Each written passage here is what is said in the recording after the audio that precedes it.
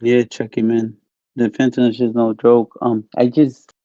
It's weird. Just think what happens is when you have all these old drug traffickers that know what they're doing, they get taken away, and it becomes more like with the opioid epidemic, and now you have more people touching it, and something like that happens. You know what's funny? I heard about the cat. It's not said that way. Cat.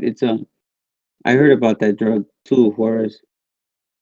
I have a real good friend who's from Pakistan, and I know it comes from like those type of fields too, right? And it's so I heard about that. Did you ever see the Mormons or any of that in Mexico? Yeah, yeah, for sure. They're prevalent. They're everywhere. To be Really? honest with you, they're big Mormons, and I was actually locked up with one of the Mormons. Who massacred like 7, 8 dudes. And I'm gonna tell you something. Like to them, they're 100% Mexican too. They're not. They don't even. They're Mexican. They're straight. It's crazy. Speak better Spanish than us and all that. It's crazy. And just so you guys know, I'm working on this book, man. Hopefully, it'll be out, man, soon, soon. Big shouts out, man, to anyone out there, man, who's suffering from that addiction, bro. Which there's a will, man. There's a way. I think you have to have motivation. Get the help. Just the same way we're able to go, and get that hit. You could go get that help, man. And you try everything. Turn to Jesus Christ if you can. And I think that there's always has to be a bigger motivation than us because we could, you know, I think when it comes to how what we want for ourselves as individuals, we always could be like passive about it. But when it comes to I know for my children, I'll do anything, first. And I think that you know, everyone's capable of fighting off those addictions, and if you can't do it by yourself, man, get the help, man. Your family needs you right now. It's like you know you're gambling every day with your life every time you take a hit. I don't think it's worth it. You're a brave motherfucker. You play powder games in 2024. Whoever's the Kenyan Irish cartel, no, me personally, no, I didn't do it. I didn't work with them, but could there be someone in the business? Yeah, for sure. Why not? When you bounced last time, they asked your brother, how did you find God? He put some of it on where he had been at the door. You know what I'm saying? Been kidnapped at the door. Who knows how this can end? Basically, retired to the idea that it's over and it's a wrap, and that was part of him finding God. Where did your walk with God come or Jesus come in the midst of all of this, or was there a point in Well, time? I was raised Catholic. Believe it or not, my parents, my mom, my parents took me to mass.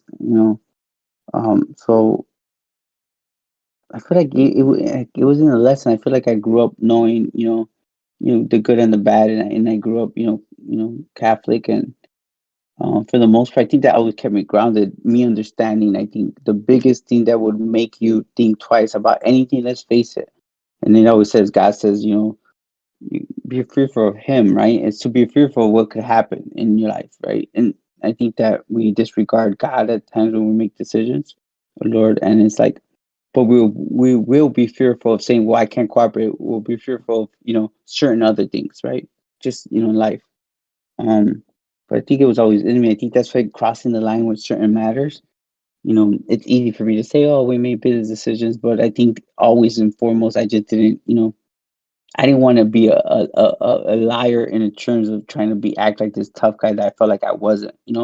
Because I was a God fearing man forever, even as a kid, right? Does that make sense? First. You know what I'm saying? Like Yeah, it was I always there. It was see. always present. Yeah, I feel like all right. I always look at this like you guys know the movie Malibu's Most Wanted, but look what I found out, right? And you're probably gonna agree with this. I found out that there's a lot of dudes in the streets in every level that are Malibu's Most Wanted. Meaning they're playing, but you put them in a situation and you will never know. And it takes a real one to know the difference. Does that make sense, Shy? So basically, what I'm saying is that I accepted and I put God first, like because I was fearful of Him. I didn't want that to change me because if I wasn't, I could have easily faked it and said I'm a gangster, I'm a killer dude, or whatever the case is, right? And just And then gone through guess the what? motions. I would have been the best actor in the world. Does that make sense? I would have been the best actor in the world, and then I think so. Just think about that even early on as a kid when I was making choices, and I I grew up in I guess in my environment where I was like I didn't have to really be violent or have to deal with any of that BS. You know what I'm saying? But no, don't forget, my father taught me how to use a gun at 8, 9 years old. I was shooting my first AK at that age, and didn't mean I had to use it. Does that make sense? So I think that I always said, well, I didn't want it to change me, and I felt like I was like believed in God, and I do believe that when I made that decision to cooperate, I didn't think about fear in that way, But once I was in the States and once I started kind of like zooming out and say, damn, what did we just do? What did we just go through? What was this year like? I started to believe like, holy, God does have a bigger plan for us. God is in my life some way, somehow, even though I was doing, you know, wrong. But I think it took for me I feel like I had that, man, security, I think, to look beyond me, that I was not going to, as it goes, it says that you're never alone if you turn to God, right? And that's how I felt. But it still, again, took some years where, you know, and in 2013, man, at 2013, around that 2012, I was actually blessed to have a pastor from South Korea, and he's an amazing pastor in the prison I was with. And I would go to Bible study, and he would look at me and sometimes ask me questions, and I guess I felt like I wasn't worthy of it. And I remember him telling me, like, brother, like, doesn't matter what you did or about your past, Jesus loves you, and you could do a lot of good. And I think I really started to really just open my mind, and I always felt like I believed in God. I just didn't know much, and I really fell in love with uh, the story in the Bible, and all the stories of how just countless testimonies of people who were worse than me, who were able to switch their life and do something better and had that calling. And I think that I really gave myself to God. I said, you know what, I'm gonna give my life to you as I did. And, I put my life in His hands other times, and it didn't fail me. Some I always tell you that some of the decisions that we made, some of the decisions my brother and I made, or our family made, were not of were selfish ones. Were like you know stuff that we know better, but we do different. And that, I think, has always been our problems. But 2013, I started like just wanting to like know more than I already did, and I think that it's when I started to kind of find my calling and saying, okay, you know what, God has a plan for me.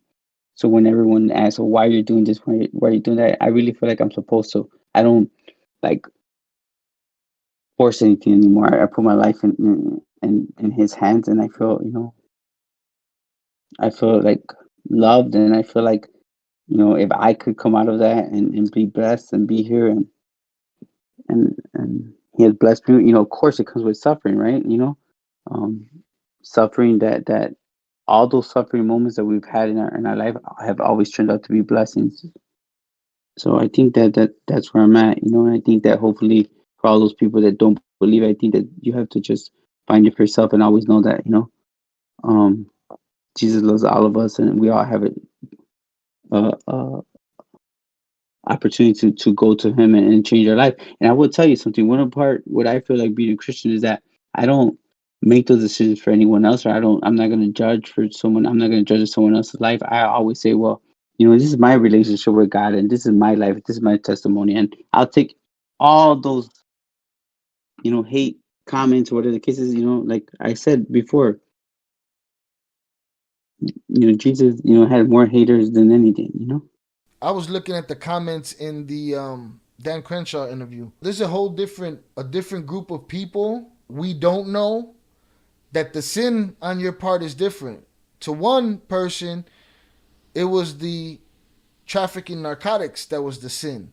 But to another whole group of people, it's the cooperation that was the sin. And the way you say with religion, you like it covers everybody, but you're not in a place to put nobody in, to try to put nobody on or judge anybody for what Mm-hmm. they do. In the same mentality, it's like these trolls in the chat. That's what they want me to do. Let's just say I was a different religion. I was a Muslim, or let's just say I'm an atheist, or let's just say I'm an agnostic. They want me to shoot down everything you just said about your religion, Mm-hmm. everything that you just said about how it feels, everything that you just said about your experience, right? What the fuck I look like doing that? I'm coming from a perspective of how I feel because like I remember like just to give you like um just my the way I'm careful even responding to because like I feel like everyone's entitled to their opinion. At the same time, it's like when I'm telling you about my belief, that's my belief, you Right. know, and how I feel. You know what I mean? So like right there, you're smart enough or intelligent enough to be like, it's what he believes, it's what his belief is, it's you know what how he wants to live his life. And if we're men, just of any men, then I'd have to be like, you know what, Shai, you love to eat, hot peppers, without drinking soda or water, and I have to respect that, like, But I mean, that's weird analogy, but I remember I used to feel unworthy, especially when you meet people who know the Bible, you know, Mm. from front to end, and in different languages. And I also learned that a lot of those people who focus too much on the Bible and the words that they don't live a life through Christ or life that I think that's Christian like, and they're gonna be the first ones to judge, the first ones to make a comment and stuff like that. Mm, I think that we're all given the choice. We all have different jobs, right? And you guys know the saying that says that, God prepares those who He calls on, right? And I feel like I've been called upon, for something bigger than me. That's my belief. You know, at times I make selfish decisions or say things that are not, that don't go with what I'm getting into. And I say, like, the part of understanding what a Christian is that we know we're not perfect and we know that we're gonna, make mistakes, and I could always come back and try to do better the next day. But I think overall in my heart, I think it was Jesus has always been present, and that's how I live by. But I know that you're kind of gonna be put in one of those situations, but you know, like Jesus preached to everyone and anyone. Would you agree? He didn't pick his audience. It was to to whoever you know was around, whoever who he believed it was, kings or what they thought were kings or peasants, at the time, whoever he didn't pick. And like when I sit down with different people, or I could sit down with a congressman, or I could sit down here, or just be here. To me, it's no different. I'm not, it's hard because I'm not comparing myself to Jesus Christ at all. I'm just saying, I have these opportunities, and I'm going to share, what I believe in, as I always have, and I think that it's really up to how you run your channel and what your belief is and how you feel about it. I do see the other side of you too. That you always say, well, this is for everyone. You get me? And I think that you're not biased in that term. I also feel like, I'm also a type of person. I'm a Christian that I feel like I'm not gonna judge someone. You know, Right. in any means. Like I don't get mad if someone has their opinion about me or my life or stuff like that. I focus more on someone who needs help, man. Yeah. And see how I could help them and be like, that's I'd rather uh, put my attention on that, man. Jay, what's the hardest part of going from a criminal to a civilian? That's a good one. I think were you the one that asked that Henry Hill question? Here's what I'm going to tell you what I believe in. I've been around other people and it's funny because a lot of my guys who were in the street before, I think we're all relatable, but I never cared about, if for those people who were in prison with me, if there's anybody in there or whatever, they're going to know I never cared about like certain things. Like certain things don't bother me. I don't mind waiting in line. I don't mind, you know, that, like not having things my way or power. Or, I don't care about those things. Um, I guess it's weird because when you're doing wrong like that, it seems like you're just always focused. Well, I'm already breaking this big old laws, so forget everything else. And I think the biggest part of me being just a civilian, I think, is always remembering, that I have to abide by all the laws, no matter what. Like if it's a traffic, like now I'm like, damn, I can't speed. I can't, sure, certain things that you're like, used to, but I think being in prison for such a long time, you have no choice but to abide by their rules, and it kind of helps. Um, Let me see. I think for me, the hardest part has been like to be able to transition from my past life is that I can't really have any new friends, because my life doesn't fit with, my personality doesn't fit with, what I could actually say to those people today. Does that make sense, Shy? They ask too many questions, and I just don't. There's certain things we don't have answers for. So I think that's hard. Like before, it's easy for you to be like, this person, you're kind of proud of it, and it's like, you know, you could make us, friends and stuff like that. I think today, I think that's been the hardest part is that I have to kind of hide my past, so that doesn't allow me to be able to like make friends or have relationships of that sort.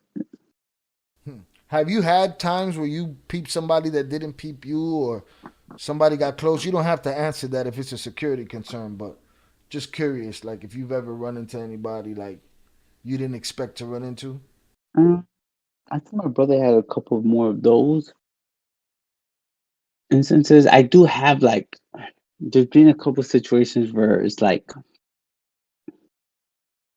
I felt like it was getting too close to home and stuff, and I had to kind of like back off a little bit, just because it's just in the back of your head. You know what I'm saying? But nah, you know, I pretty stay pretty guarded. You know what I'm saying? That's probably the hardest part about of being a civilian in my case, I guess. Let me just man, those guys. I will tell you, like, was he worth $25 billion? I don't know if he was worth $25 billion, but I will say something.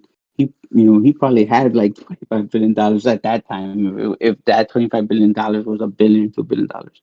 I'm just gonna think if it was one, two. Just say he was worth $3, $4 billion, $5 billion. At that time, don't forget he had the game on lock, so it was just him.